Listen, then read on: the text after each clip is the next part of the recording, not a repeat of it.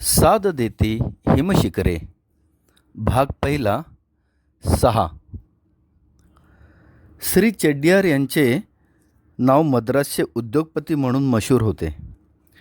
चेड्डियार कुटुंबीय गुरुदेवांच्या शिष्यवर्गात त्यांच्या वडिलांपासून मोडत असत. स्वतः चेट्टियार अति आनंदी वृत्तीचा, धडधाकट प्रकृतीचा, जवळजवळ 50शीचा गृहस्थ. सौ चेट्टियारही उच्चकुलीन प्रसिद्ध घराण्यातला, मध्यम वयाच्या समाज कार्यकर्त्या म्हणून प्रसिद्ध. त्यांना एक मुलगा आणि एक कन्यका. मुलीचे लग्न एका धनाढ्य श्रीमंताच्या मुलाशी झालेले असून मुलगा वडिलांच्याच धंद्यात लक्ष घालत होता. त्याचेही लग्न होऊन वर्षच झालेले होते.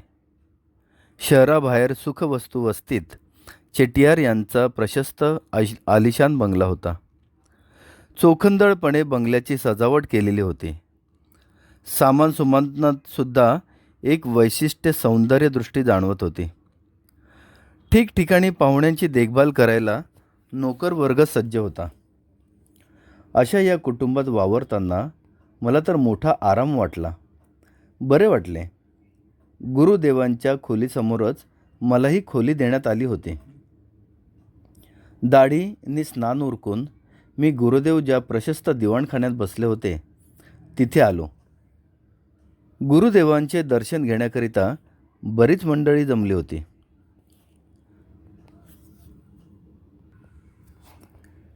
माझी नि चेट्टियार यांच्या मुलाची नि मुलीची गाठ दिवाणखान्यातच झाल्यावर मनात येऊन गेले, केवढा पैसा ओतला आहे या वास्तूत. कुठेही एवढा म्हणून हात आखडता घेतलेला नाही. आराम आणि सौंदर्यही. दोन्ही भावंडे सुशिक्षित होती. दोघांनीही उच्च शिक्षण घेतले होते आणि त्यांच्या वागण्या बोलण्यात एक विशेष लाघव होते. बोलता बोलता गुरुदेवांनी काय काय चमत्कार केले आहेत वगैरेच्या गोष्टी त्यांनी मला सांगितल्या. त्यांच्याही मते गुरुदेवांजवळ बुद्धीला बधीर करण्यासारखे काहीतरी विशेष होते. अतिंद्रियच नव्हे तर अतिमानुष असे कितीतरी चमत्कार त्या दोघांनी स्वतः अनुभवले असल्यामुळे गुरुदेवांजवळ दैवी शक्ती आहे याबद्दल त्यांचे बालंबाल खात्री पटल्याचे कबूल केले. गावातून दर्शनाला आलेल्या काहींनी या आमच्या गप्पात भाग घेऊन गुरुदेवांच्या ठायी असलेल्या दैवी सामर्थ्याबद्दल ग्वाही दिली. एवढ्या लहान वयात गुरुदेवांचे सानिध्य मला कसे मिळाले याची त्यांनी खोदून खोदून चौकशी केली आणि त्यांच्या सानिध्यात हिंडण्या फिरण्याची संधी मला मिळत आहे हे माझे परम भाग्य आहे असाही अभिप्राय त्यांनी अनाहतपणे व्यक्त केला. दर्शनाकरिता लोक अव्याहतपणे येत होते आणि त्यातून मोकळे होऊन गुरुदेवांना उपहार घ्यायला 1 वाजला. आम्ही सर्वजण जेवणघरात आपापल्या आसनावर स्थानापन्न झालो. कितीतरी तरतरेचे प्रकार जेवणात केले होते. मी चवीने जेवलो. खरोखरच मला स्वयंपाक फार आवडला होता. जेवण झाल्यावर सायंकाळच्या 6 वाजेपर्यंत मला मोकळीक असल्याने असे वाटल्यास माझ्या मित्रांना भेटायला जावे असे गुरुदेवांनी मला सुचवले. श्री चेट्टियार यांनी एक गाडी घेऊन जावे असे आग्रहाने सांगितले. माझा विश्वविद्यालयीन सहाध्यायी यावेळी मद्रासच्या कॉलेजात प्राध्यापक होता. मी त्याला भेटायला गेलो. मला भेटल्याचा त्याला खरोखरच आनंद झाला होता आणि त्याचा लेक्चरचा तास संपताच त्याच्या घरी जायचे ठरले. कॉलेजच्याच क्वार्टर्समध्ये तो सपत्नीक राहत होता. त्याची पत्नीही पदवीधर असून शिक्षिकाच होती. आम्ही घरी पोचतो तो तीही आपल्या शाळेतले काम उरकून घरी आलेली होती. त्या उभयतांनी गुरुदेवांबद्दल ऐकले होते पुष्कळ, पण प्रत्यक्ष भेटीचा योग आला नव्हता. त्याच गुरुदेवांचा सहप्रवासी म्हणून मी आलो आहे हे समजता त्यांना आश्चर्य वाटले.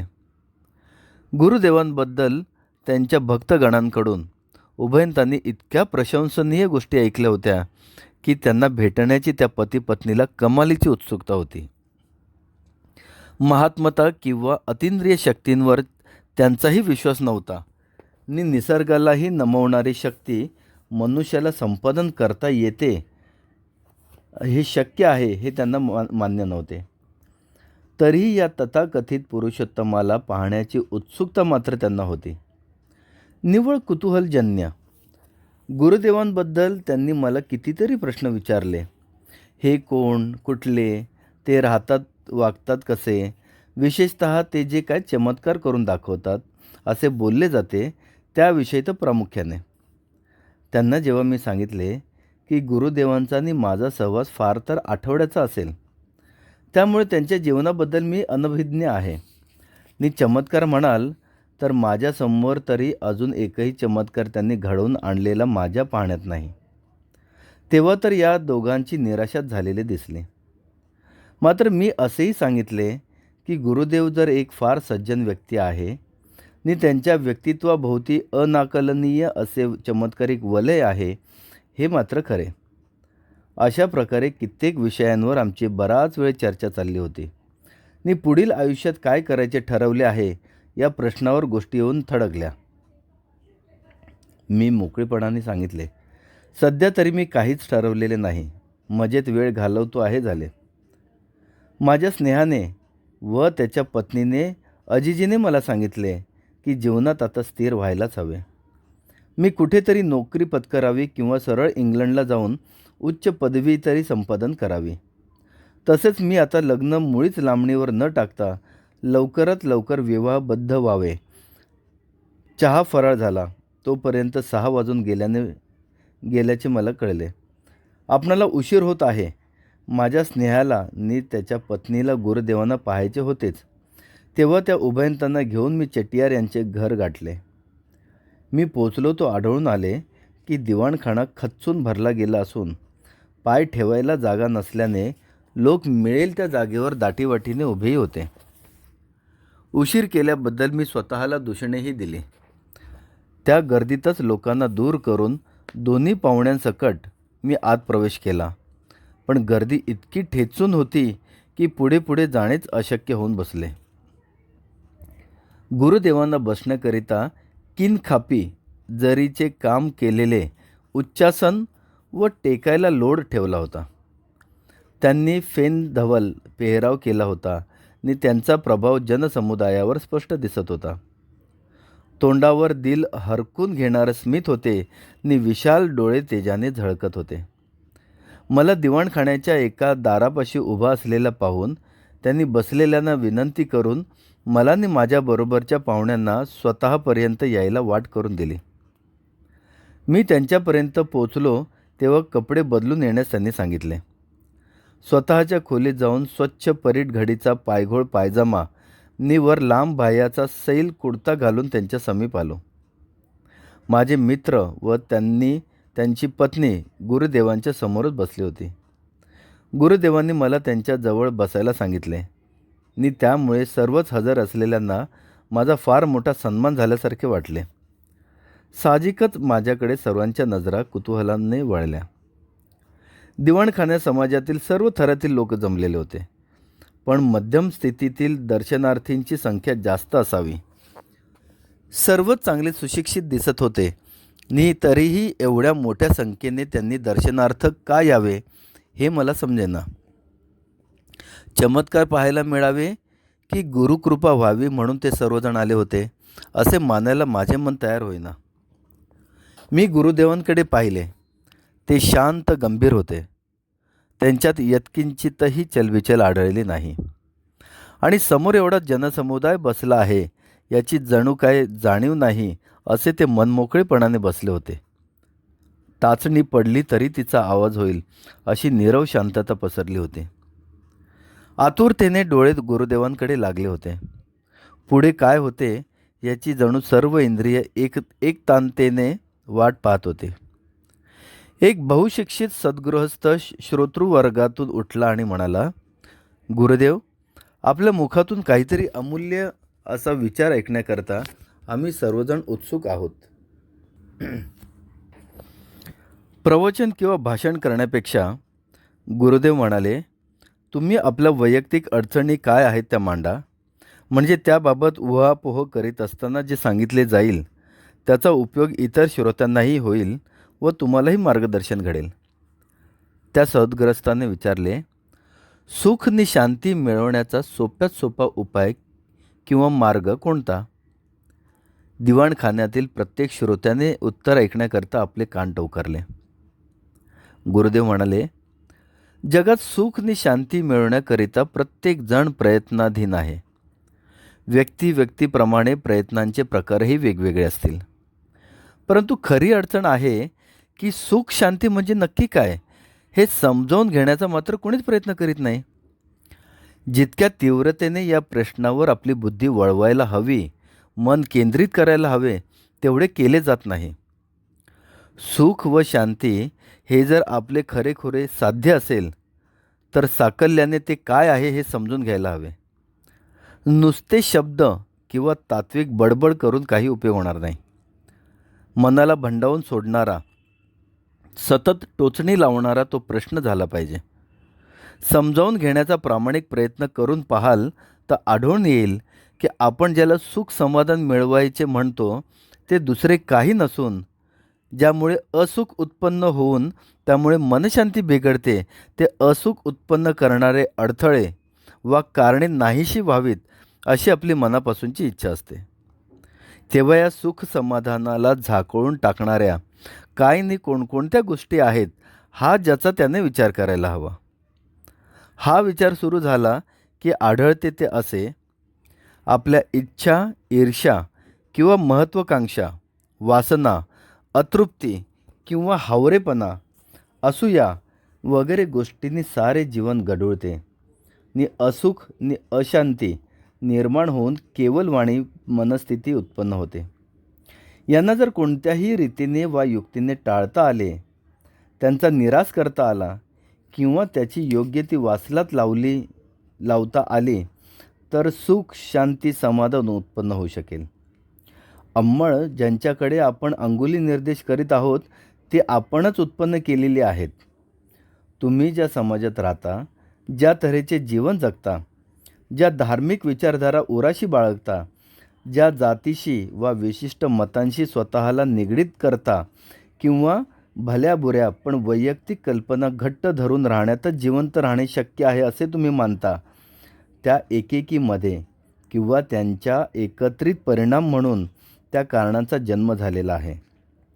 याचाच अर्थ आपली शरीरे कितीतरी उबदार पांघरुणाने झाकून टाकलेली आहेत आणि तरीसुद्धा इच्छा मात्र करीत असता मोकळ्या जीवनदायी वाऱ्याच्या झुळकेची. तेव्हा तुम्हालाच प्रश्नाचे सोपे उत्तर गवसेल. पांघरुणे फेकून द्या, तरच मोकळ्या वाऱ्याची झुळूक मिळून तुम्ही ताजेतवाने व्हाल.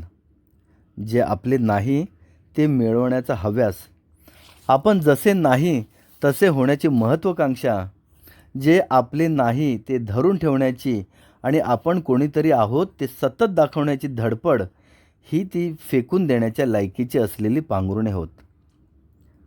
जीवनावश्यक गोष्टीशिवाय आपण कितीतरी इतर गोष्टी मिळवण्याकरता उगाच धडपड असतो. हा जो पसारा आपल्या भोवती आपण निर्माण करून ठेवतो तोच जीवनात अपेक्षित सुख व समाधानाच्या वाटा रोखून धरीत असतो. जगात राहायचे तर जग रहाटीप्रमाणे वागायला हवे, असा मूर्खपणाचा मुद्दा पुष्कळदा पुढे करण्यात येतो. आजचे जग कसे आहे हे पाहिले तर जिकडे तिकडे निरनिराळे धर्म, पंथ, जाती, उपजाती नि निरनिराळे वाद व मतप्रणाली यांचा नुसता गोंधळ माजला आहे. मी जी मते मानतो तीच खरी, मी आचरित असलेली जीवनसरणीच काय ती खरी नि विचारपूर्वक आखलेली नि तिचा अवलंब प्रत्येकाने करायलाच हवा, हाच आग्रह पाऊलपाऊली चाललेला असून आपली मते दुसऱ्यांवर लादण्याचाच आटोकाट प्रयत्न सगळीकडे चाललेला आजच्या जगात दिसतो. त्यामुळे होते असे की आपले प्रभुत्व किंवा पुढारीपण, आपली प्रभावळ वा अनुयायी, आपले व्यक्तित्व, आपली सत्ता नि मत्ता इत्यादी कायम टिकवण्याकरिता अव्याहत चाललेला झगडा हेच जणू जीवन अशी चुकीची विचारसरणी बद्धमूल होऊन बसली आहे. भोवताली चाललेल्या धुमश्चक्रीत तुम्हाला सुख हाती लागायचे कसे? तुम्हाला नीरव शांतता हवी असली तर ती या बाजारी गलबल्यात मिळायची कशी? इथे देणे नि घेणे माझे नि तुझे याशिवाय भाषा नाही, हालचाल नाही, कर्तव्य नाही. तुम्ही येथे बहुसंख्येने जमला आहात. ऐका हो ऐका असे एकमेकांना सुनावत जर सगळेच ओरडू लागलात तर मी काय बोलतो ते कोणाला तरी नीट ऐकू येऊ शकेल का? कधीच नाही. प्रत्येकजण स्वतः शांत राहिला तरच या दिवाणखान्यात शांतता राहू शकेल आणि तेव्हाच सर्वांना ऐकण्याचा आनंद मिळू शकेल. त्याचप्रमाणे आपली जीवनसरिता ज्यामुळे गढूळ होत आहे त्या त्याज्य गोष्टीपासून जेव्हा आपण दूर असू व त्यांचा अडथळा जेव्हा आपण आपल्या हाताने बाजूला करू तेव्हाच जीवन सुख शांतीपूर्ण होईल. नीरव शांततेचा लाभ बाजारातल्या गोंगाटात कधीतरी शक्य होईल काय? तेव्हा मूळ प्रश्नांचे स्वरूप समजावून घेणे हेच तो प्रश्न सुव्यवस्थितपणे सोडवण्याचे एकमेव साधन आहे. जीवनविषयक या प्रश्नाचे उत्तर आपल्या बाहेर कुठे शोधू पाहाल तर तो मानवी शक्तीचा नि कालाचा निव्वळ अपव्यय ठरेल. जिथे जे काही नाही तिथे तुम्ही शोधित आहात. ग्रंथ, पोथ्या, पुराणे यांचे वाचन किंवा धार्मिक उपचार यांनी तुम्ही फार तर आधारपंडित व्हाल. पांडित्याचा अहंकार मात्र बाळगेल. यापेक्षा जे मूलतः तुमच्याजवळ आहे ते तुम्हाला मिळवून देण्यात त्यांचा काही उपयोग व्हायचा नाही. कारण पोथ्या पुराणातून, धार्मिक आचरणातून किंवा तांत्रिक उपचारातून, पठण पारायणातून चालवलेला हा सुखासमाधानाचा शोध वरवरचा आणि बाहेरचा आहे. दुर्दैवाचा भाग हा आहे की तुम्ही आपले जीवन अशा काही चाकोरीत ठाकून ठोकून बसवले आहे. त्यामुळे अचूक विचार करणे तर राहोच, पण स्वतंत्रपणे विचार करण्याची शक्तीच तुम्ही गमावून बसला आहात. तुम्हाला आवडणार नाही माझे बोलणे, पण वस्तुस्थिती अशी आहे की ऐकावे कसे, लक्ष देणे म्हणजे काय हे सुद्धा तुम्हाला मुळीच ठाऊक नाही. तुम्ही म्हणाल, आम्ही आता जे करीत आहोत ते लक्षपूर्वक ऐकणेच नाही का? पण जरा अंतर्मुख होऊन पहा की इथे ऐकता ऐकता तुमच्या मनात त्याचवेळी काय चालले आहे. एकीकडे तुम्ही ऐकता आहात पण मनात मात्र तुमची तुलना चालू आहे. तुमच्या स्वतःच्या ज्ञानाशी, मी काय सांगत आहे त्याची. तुमची श्रवणभक्ती एकीकडे चालली असताना मी बोलतो आहे त्या अनुरोधाने कितीतरी गोष्टींची उजळणी तुमच्या अंतर्मनात चालू आहे. फार काय, ज्याचा माझ्या बोलण्याशी संबंध नाही अशा गोष्टीचाही विचार तुमच्या मनात याच वेळी चालू आहे. मनाची ही केवढी प्रचंड धडपड आहे. तेव्हा हे उघड नाही का की मी जे सांगत आहे त्याचे मर्म समजण्याकरता जे अवधान हवे आहे त्याला कितीतरी अनावश्यक गोष्टींची गळती लागल्याने मी जे सांगत आहे ते ऐकण्याची शक्तीच खरे पाहता राहिलेली नाही. आणि असलीच तर ती इतक्या क्षणप्रद अवस्थेत आहे की त्याला ऐकणे म्हणणे चुकीचे होईल. तेव्हा खरे म्हटले तर मी काय म्हणतो आहे हे साकल्याने समजण्याकरिता सारे लक्ष ऐकण्याच्या क्रियेत केंद्रित करून, म्हणजेच साऱ्या शरीराचे कान करून ऐकलेत तरच त्यापासून फायदा. मन जेव्हा संपूर्णतया मोकळे ठेवाल, खुले ठेवाल, तेव्हाच ते ऐकण्याचे काम कार्यक्षमतेने करील व मग तुम्हाला जे समजेल ते खरे समजणे. माझ्या सांगण्यावर स्वमताचे शेरे मारण्याचा उतावळीपणा ऐकत असतानाच करू नका. त्यामुळे तुमच्यानी इथे जमलेल्या इतरांचाही व्यर्थ कालक्षेप होईल. मी तुमच्या अडचणी सोडवण्याचा व प्रश्नांची उत्तरे देण्याचा प्रयत्न करीत आहे, याकडे दुर्लक्ष होऊ देऊ नका. सत्याचे दर्शन व्हावयाचे, प्रश्नांची उकल जशी व्हायला हवी तशी व्हायची, तर समजून घेण्याच्या तळमळीने, खऱ्याखुऱ्या कळकळीने मी जे बोलत आहे ते ऐकण्याचा तुम्ही प्रयत्न करायला हवा. तुमचे तर्क तुम्ही लढवाल किंवा माझी उलट तपासणी करण्याचा प्रयत्न कराल तर त्यातून सत्याचे स्वरूप सुस्पष्ट व्हायचे राहील बाजूलाच. सत्याभोवती नसता गढूळपणात जमा होण्याचा संभव जास्त. तुमच्या पांडित्याचे प्रदर्शन माझ्यापुढे किंवा इथे जमलेल्यांपुढे आपण केले म्हणजे त्यातून काही निष्पन्न होईल असे समजणे चुकीचे होय. त्याने फक्त कालाचा अपव्यय होणार आहे. श्रोत्यातून एकाने विचारले, मन विचाररहित निस्तब्ध पाहिजे म्हणता तर ते कसे करायचे? कोणत्या मार्गाने व प्रक्रियेने मन स्थिर करता येईल? गुरुदेव म्हणाले, प्रक्रियेचा किंवा मार्गाचा तुमचा अर्थ जर एखादा मंत्र जपणे, देवता पूजन, ध्यानादी आचार सांगणे किंवा एखाद्या साधनेचा अवलंब करायला सांगणे असा विचारण्याला अभिप्रेत असेल, तर मग मी आतापर्यंत जे बोललो ते त्याला समजलेच नाही असे म्हणावे लागेल. मंत्र, तंत्र, साधना याबद्दल जेव्हा लोक बोलतात ना, तेव्हा काहीतरी सबब सांगून अंगचुकारपणा करण्याचा तो एक प्रकार असतो. कारण जे काही करायचं आहे ते हेच की त्रयस्थपणे मनाच्या हालचालींचे सूक्ष्म अवलोकन करून आपले मन आहे तरी कसे हे स्वतःचे स्वतः समजावून घ्यायचे आहे. तुमच्या सुखदुःखाचे मूळ तुमच्या मानसिक घालमेलीत दडलेले आहे. जे काय व्हायचे ते मनात व्हायला हवे आहे, बाह्य जगात नव्हे. मनात चाललेल्या घडामोडींचे अवलोकन करायचे आहे. ते मन कसे काम करते, विचार कसे उद्भवतात, महत्त्वाकांक्षा किंवा हावरेपणा उत्पन्न होतो म्हणजे नेमके मनात काय काय घडते वगैरे गोष्टींचा कानोसा घ्यायचा आहे.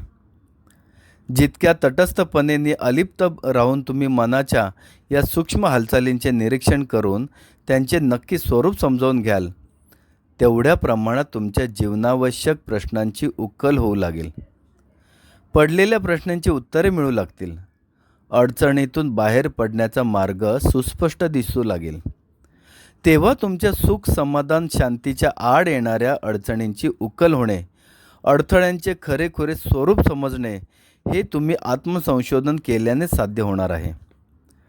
दुसऱ्याने केलेले मार्गदर्शन, मग तो केवढाही अधिकारी मार्गदर्शक, पुरुष, गुरु किंवा ग्रंथराज असो, दिलेला मंत्र, दाखवलेले तंत्र, सांगितलेला पूजा अर्चनेचा प्रकार, पठण पारायणाचा मार्ग या कशानेही सत्यदर्शन होणार नाही. हां, आपण काहीतरी करतो आहोत अशी वंचना मात्र निश्चित उत्पन्न होईल. कारण तो मार्ग खरा नसून ती निव्वळ पळवाट आहे, पाऊलवाट नव्हे. फार तर तिला मळलेली वाट म्हणू पाहिजे तर. कोणीतरी म्हणाले, माफ करा पण गुरुदेव, गुरु किंवा वाटाड्या अगर मार्गदर्शक यांनी दाखवलेला मार्ग किंवा केलेला उपदेश यामुळे साक्षात्कार किंवा दर्शन घडत नसते असे आपल्याला सुचवायचे आहे. त्यांच्याबद्दल आजपर्यंत बोलले गेले वा बोलले जाते ते सर्व मूर्खपणाचे असून त्यात काही अर्थ नाही असे का आपले म्हणणे आहे? गुरुदेवांनी स्मित केल्याने म्हटले, तुम्ही एकाच प्रश्नात अनेक प्रश्नांची गल्लत करत आहात. आता मी काय सांगतो ते लक्षपूर्वक आहे का? जग झपाट्याने बदलत आहे. जीवनविषयक जुनी मूल्ये झपाट्याने बदलत आहेत. जुन्या जमान्यात गुरु या शब्दाला एक वेगळा अर्थ होता. आगळे स्थान नि महत्त्व होते. ते महत्त्व केव्हाच नाहीसे झाले आहे.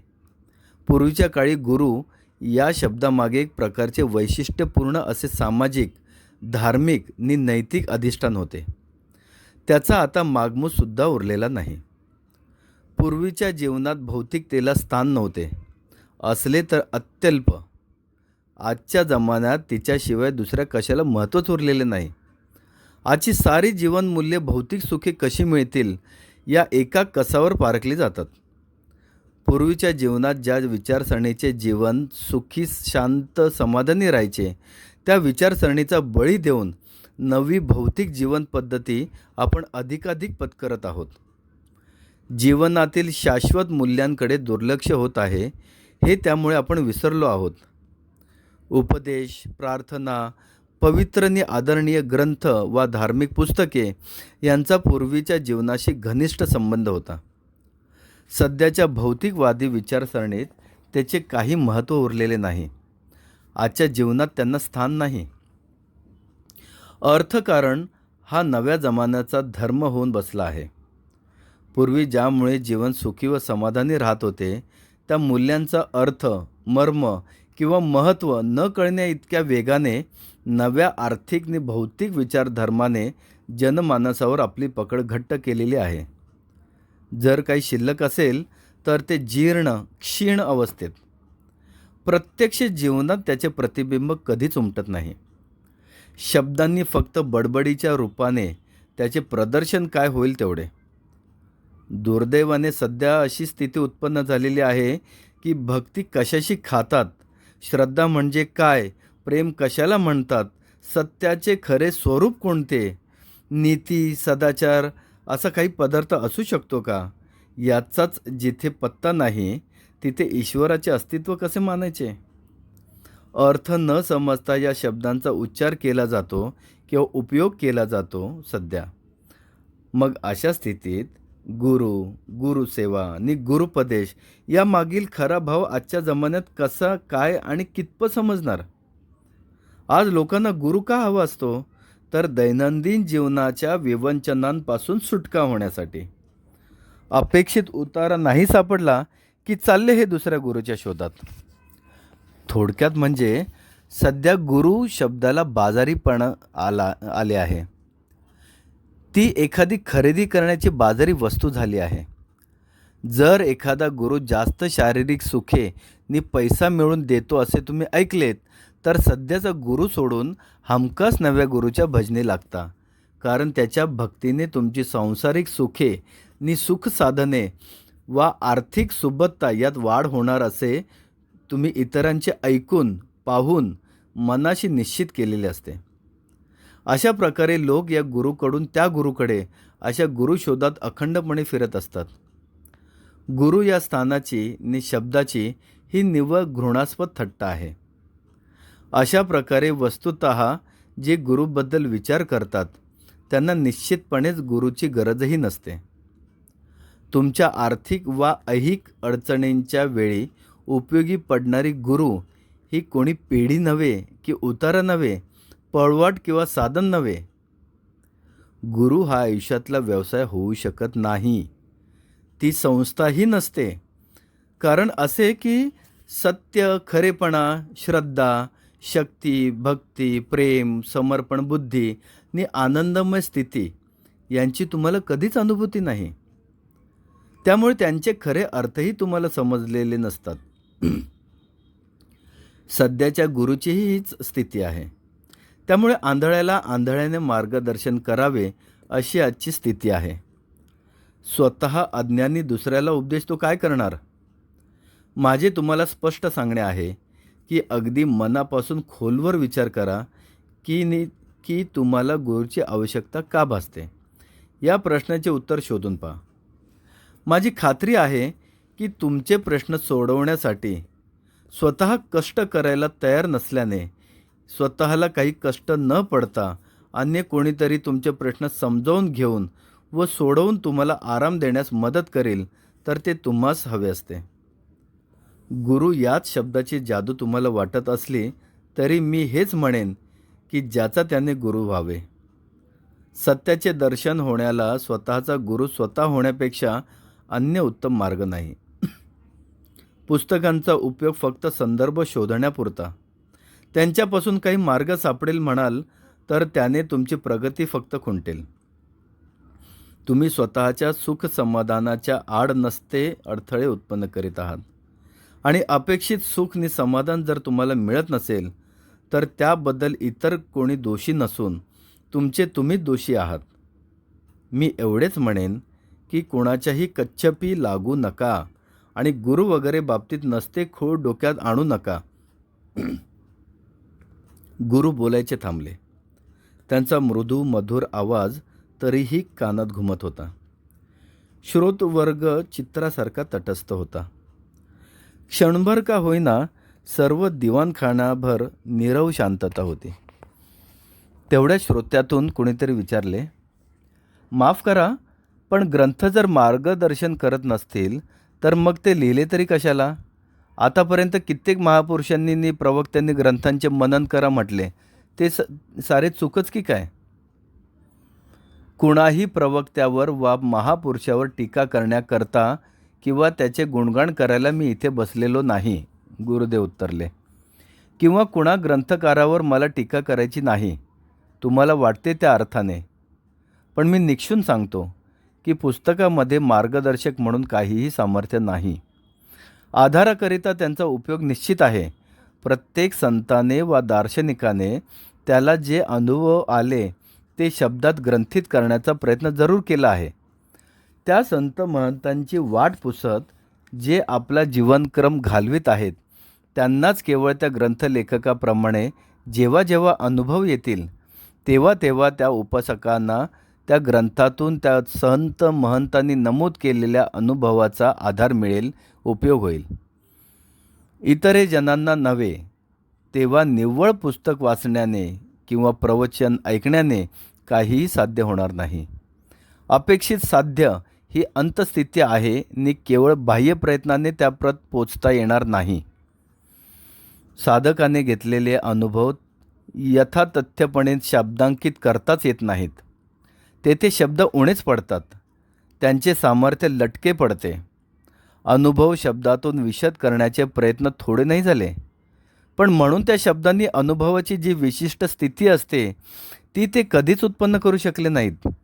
कारण अनुभव हे शाब्दिक नसतातच मुळी, आणि म्हणूनच शब्दांनी अनुभव मिळणे शक्य नाही. ग्रंथ वाचनाने माहिती जमा होईल, वस्तुस्थिती समजेल, विद्वत्ता संपादन करता येईल, पांडित्य साधेल. जीवनात त्यामुळे विशिष्ट स्थान प्राप्त होईल. समाजात मानमरातबही मिळेल. व्यावसायिक यशापयशात ग्रंथ वाचनाचा मोठा वाटा आहे. त्याने व्यावसायिक पारंगतता मिळवता येईल. कित्येक विषयात अगर शास्त्रात तज्ज्ञ म्हणून ओळखले जाऊ शकाल इतकेच. गुरुदेव जरा वेळ थांबले. कोणी काहीच प्रश्न उपस्थित केला नाही. दिवाणखान्यात शांत गंभीर वातावरण होते. जागेवरून उठून त्यांनी हात जोडले. त्या दिवशीचा प्रवचनाचा कार्यक्रम संपल्याची ती खूण होती. त्यांचे दर्शन घेण्याकरिता श्रोतवर्गातील गडबड उडाली, पण कोणीही आपली जागा सोडू नये असा गुरुदेवांनी आदेश दिला. सावकाशपणे जनसमुदायातून ते चालू लागले. त्यामुळे सर्वांनाच विनासायास दर्शन घडले. दिवाणखान्यातून बाहेर पडेपर्यंत रात्रीचे 8 वाजून गेले होते. मी त्यांच्या पाठोपाठ बाहेर पडलो तेव्हा ते म्हणाले, माधव, आपण जरा मोकळ्या हवेत फिरायला जाणार आहोत. मी माझे स्लीपर पायात चढवले. नोकराने त्यांच्या खडावा त्यांच्या पुढे ठेवल्या. जिना उतरून आम्ही खाली आलो आणि दाराशी उभ्या असलेल्या मोटारीत बसलो. श्री चेट्टीयारही तेवढ्यात गाडीत येऊन बसले. बंगला सोडून आम्ही मद्रासच्या सुप्रसिद्ध पुळणीवर आलो.